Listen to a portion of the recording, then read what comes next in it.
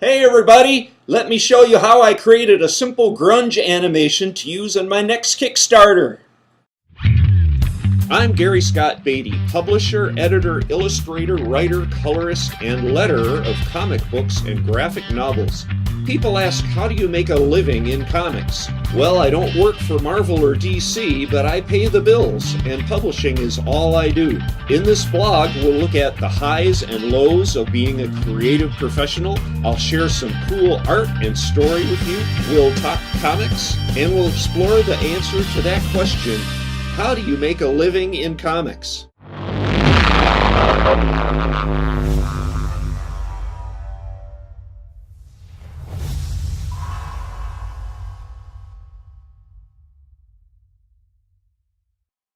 I'm just a poor writer-artist, so I couldn't spring for expensive animation software, or any software really, other than what I already have for producing publications.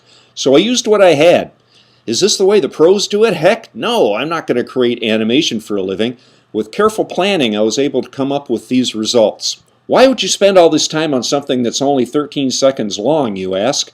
I'm going to be able to use it in several places. It can appear at the end of all my Kickstarter promo videos, and I have several planned. I set it up so I can easily change out the background. I kept everything horizontal in the middle so I could use it on Facebook at Strange Horror. First, I created the 3 logos in Adobe Illustrator, my go-to software for logo design. I set everything up for a really large pixel resolution at 72 dpi.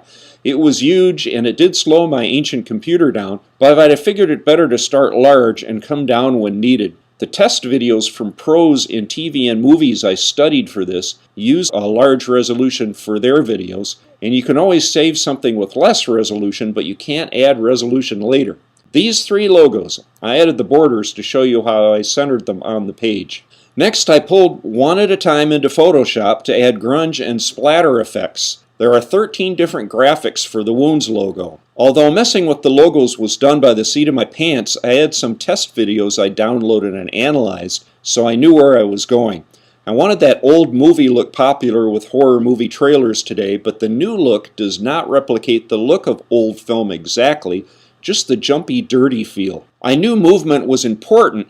Zombies End has a flickering into focus thing going on, where the date pulls up from the bottom like a ghost to form letters. I saved these graphics as bitmap TIFFs, which knocks out the grays and leaves stark blacks. Next, I set up a background on an InDesign document. I put it on a master page that I repeated to 32 pages. This way, to change the background, I can change it once on the master page and all the logos will stay put. I placed the logos one by one on their corresponding InDesign pages and set their color to 0% black, which is white. This is an old trick from my printing press days. Save a single color logo bitmapped and you can place it on pages and easily change the color. So with 32 pages of graphics set up, I saved the InDesign document to a PDF and pulled up each page in Photoshop, saving as RGB JPEGs. I knew would import into my movie software. For years I've worked in iMovie, the software that came with my Mac in 2009. It's not perfect, but I own it. Same for GarageBand, the Apple software I use to build music. Hey, if the Beatles could produce Sgt. Pepper's Lonely Hearts Club Band with next to no tech, I could make this 13 seconds work. I recently purchased Wondershare Filmora to more easily build still photos into montages.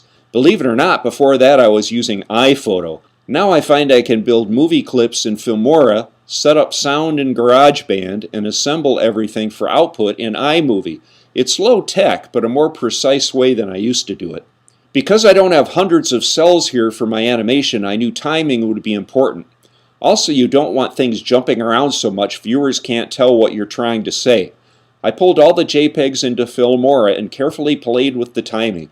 Many cells are only on screen a fraction of a second. If you try your own animation, it's important to remember that anything you use needs to be in public domain or something you paid for, or something you created. We comic book people are always lamenting how big publishers rip off their artists. Don't steal from them yourself. The best thing we fans can do for the art we enjoy is to pay for its use. More to come soon about Wounds Zombies End. The Kickstarter's in January.